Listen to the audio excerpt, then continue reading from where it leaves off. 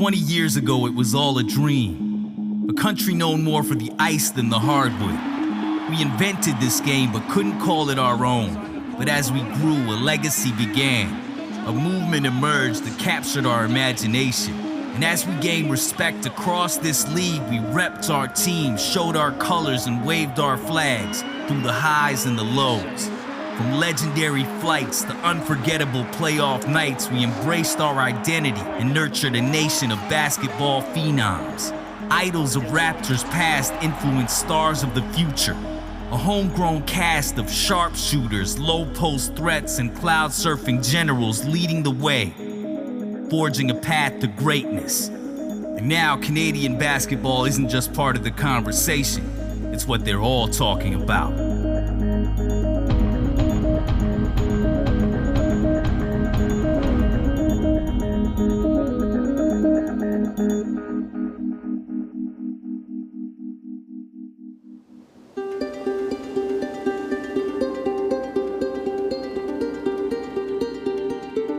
DeMar DeRozan, he has been on a roll, as I mentioned at the top, during this downturn for the Toronto Raptors. He needs, obviously, to keep it going, and then a couple of people to join him.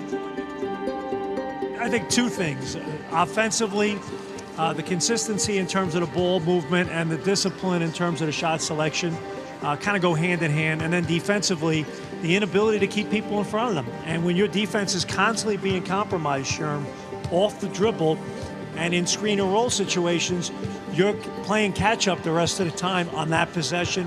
You know, obviously we haven't been playing as well as we expected, and we want to keep the competition going. We want to keep ourselves and our timing on cue. Hence the reason why we do some of these drills.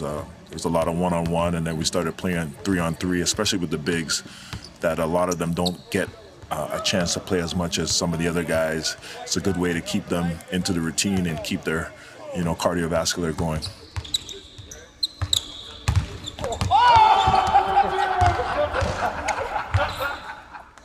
Let's go, Greg.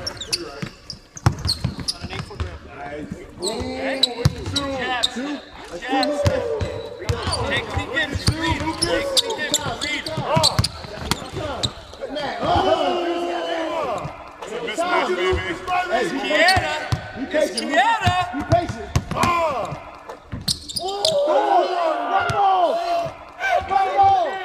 Hey,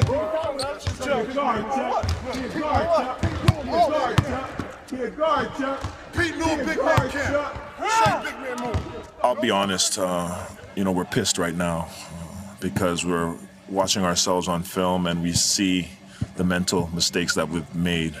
The key is, what are we going to do about it? And collectively, we just want to go out there and make sure we don't make these same mistakes twice and get better as a team. And we will peak at the right time. So I'm looking forward to that. We have another chance to win tomorrow in San Antonio, and we're going to continue to push through. We're not going to stop.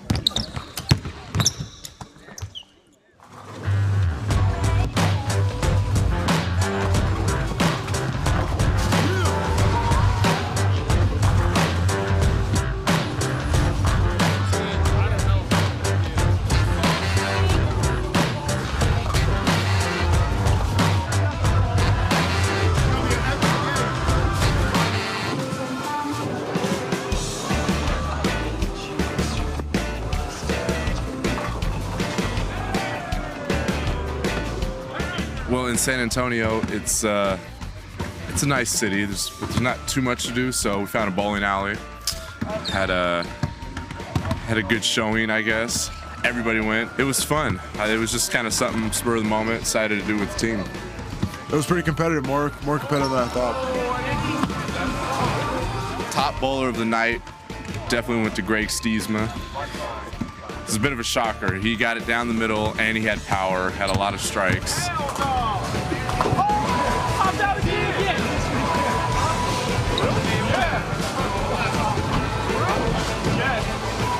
Landry got lucky in his first couple of rolls, but I think I got him going early. Hey, so, did you get all that on camera?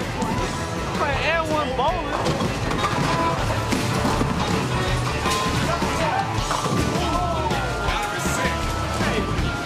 Landry over 2. greatest in the league. I thought I was much better than what I showed, but it wasn't really working for me. I had a lot of 9s on the board.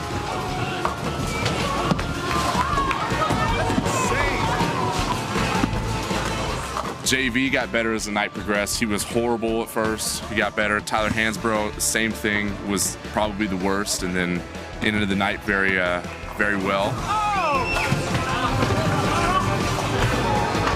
JJ tried the spin ball, wasn't working for him, so that didn't last too long.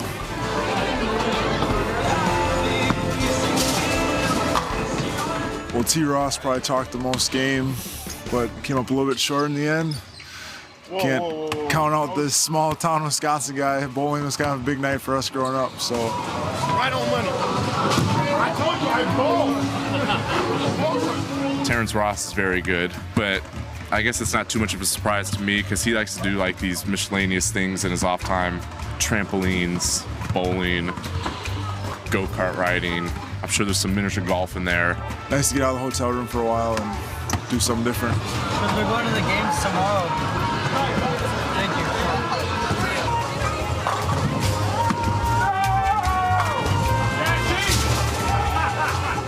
Well, despite all the losses, we actually have maintained a level of confidence. We've gotten a lot better, even within losing. Now, that sounds crazy, but we actually have. But we're headed in the right direction, and I think by the time playoff starts, it'll be good for us to kind of peak going at that point rather than right now. So we still have a few games to get it right before that time, and I think we definitely will. So we'll see how it goes.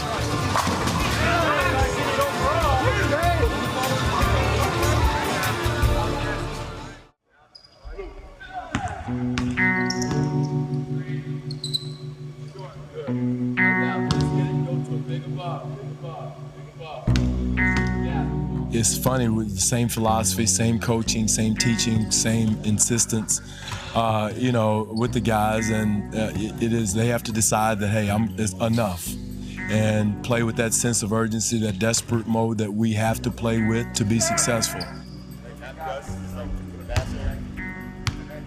Again, a lot of our players have not been here before, don't understand it's hard to turn it on and turn it off. And again, it's not like guys are not playing hard. I'm not sitting here insinuating the guys not playing hard, because I think I thought we competed against Oklahoma City, but there's another level that they were playing at, and we got to get to that level as many minutes in the game as we can.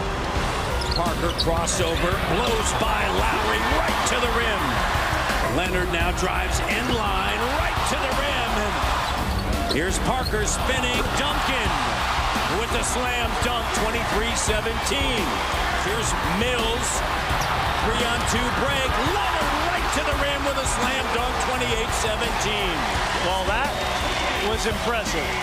Kyle in the corner, spot up.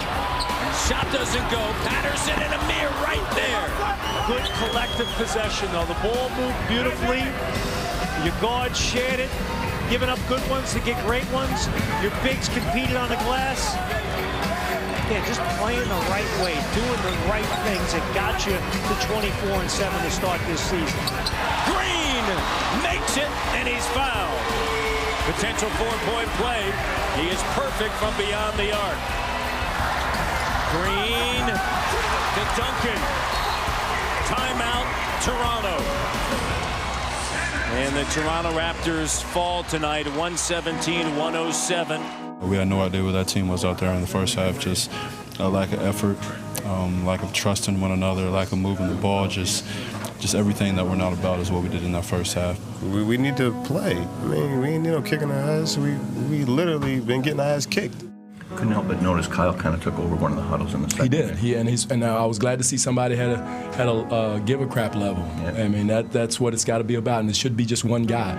I should have 2 or 3, 4 guys upset and teed off that we're playing that way. I shouldn't be the only one jumping up and down crazy and cursing guys out and getting on guys. It should be all the guys carrying, because we put a lot of sweat equity into this, and let's don't let it go down the drain right now.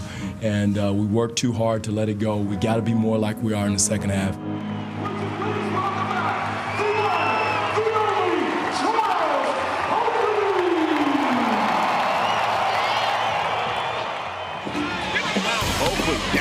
big muscle. To the goal.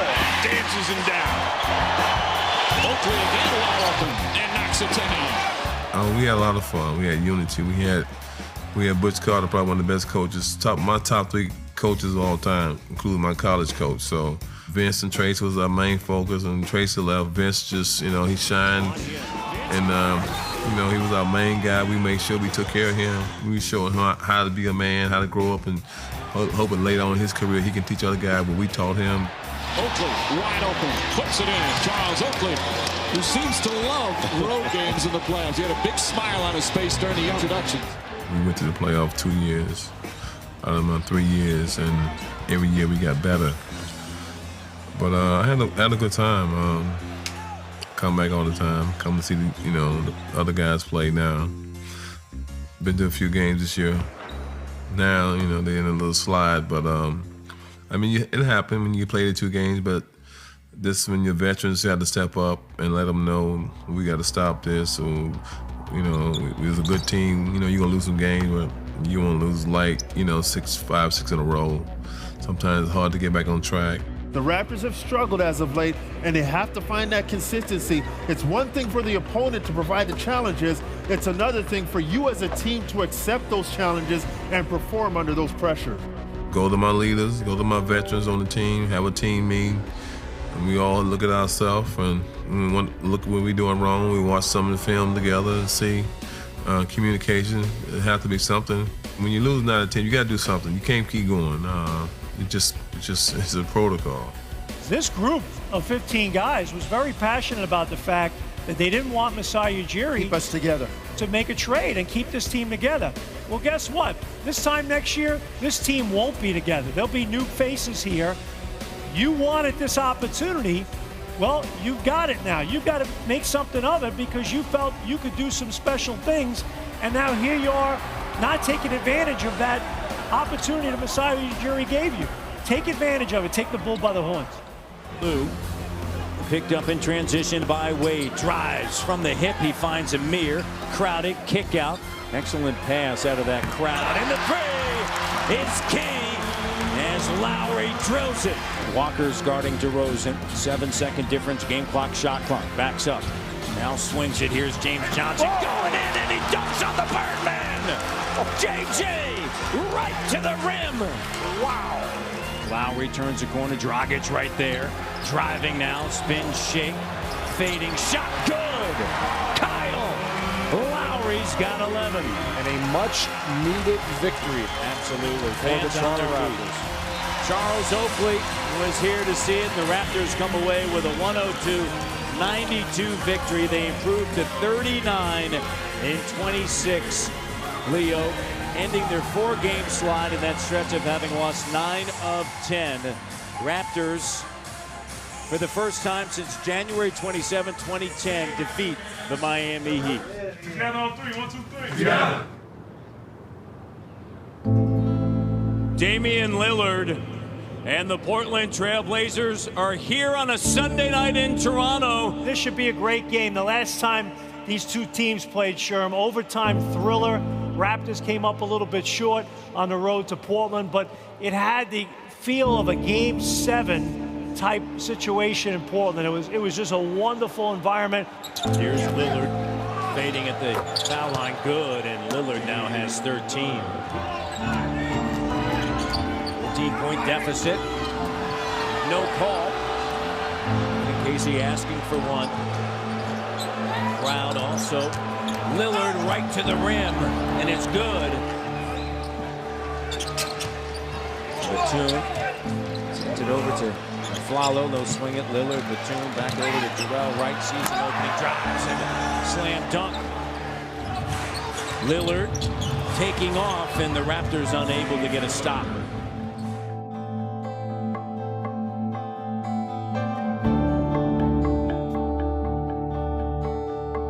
The Raptors have some things they really got to get better at defensively, or when you get to an elite level in the playoffs, their defense is going to get carved up just like it did tonight. It's got to get better. And I think for the Raptors right now, if a lot of these other games weren't a wake-up call, here at home, sellout crowd, coming off a win, This has got to be a wake-up call that this defense has got to get better. I'm very happy and proud to announce that Toronto will become a member of the NBA for the 1995-96 season. From North Carolina, a 6'7" forward, number 15, Vince Carter.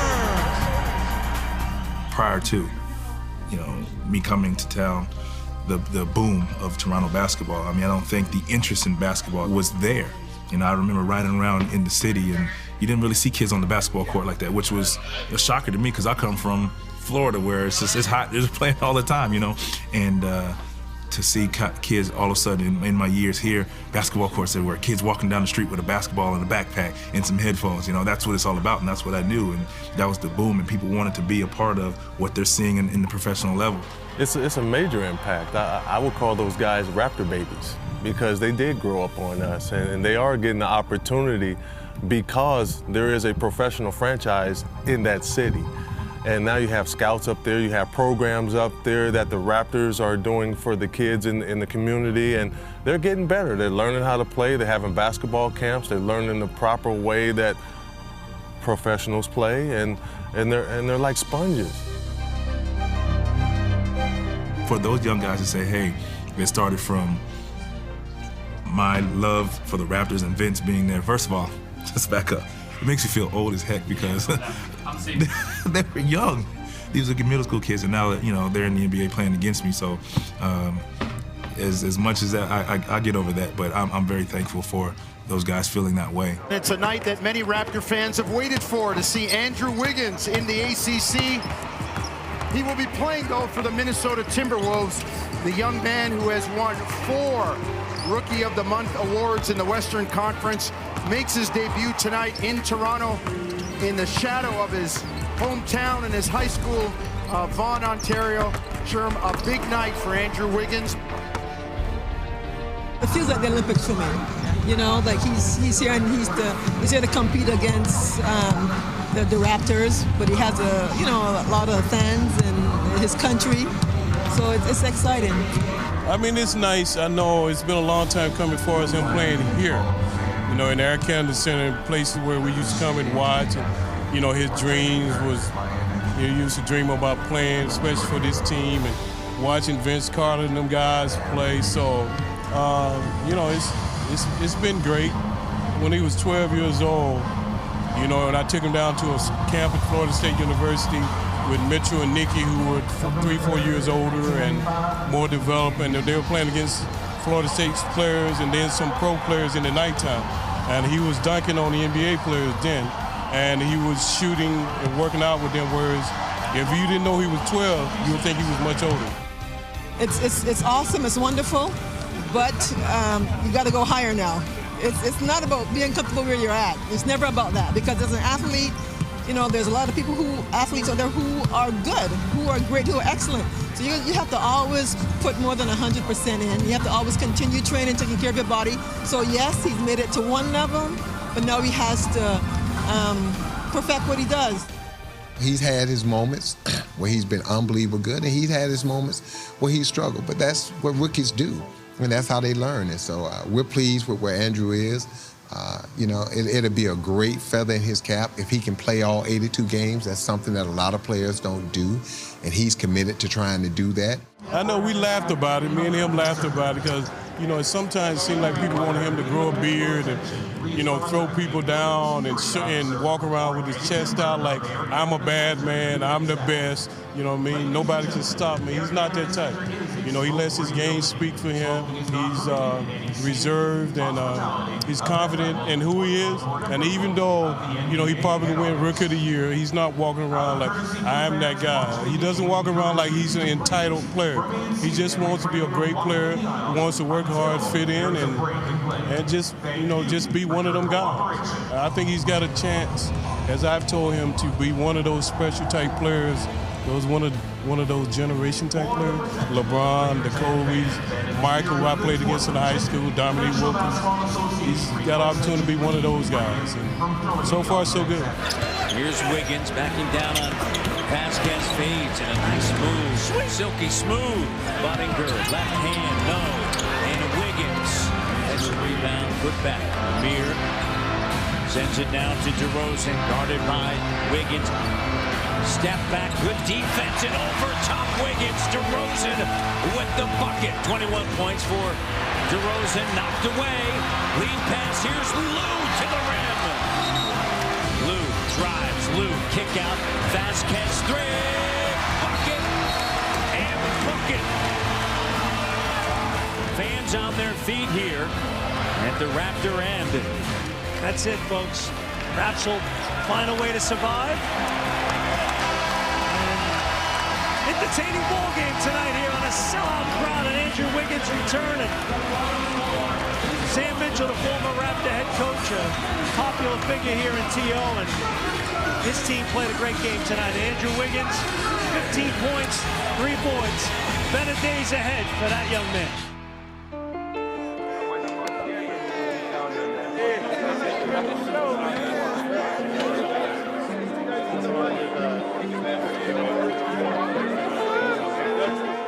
It felt welcoming, you know.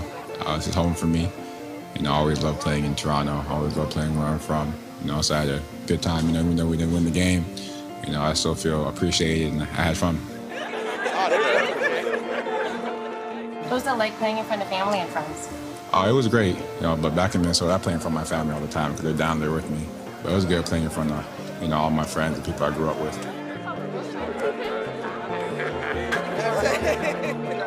I've been working hard every game, you know, trying to put in extra work, you know, to improve my game. And I think this is the time of year where it hits you. You know, it's a big difference from college. It's been great from the time I landed. You know, I went back, seen my grandma, my aunts. So it was a great time for me. Even seeing the Prime Minister. You know, now a lot of people can say they, you know, met the Prime Minister, and USA met the President, basically. He's just saying, you know, he's proud of us. Me and AB both met him. You know, keep doing what we're doing. You know, and keep representing Canada.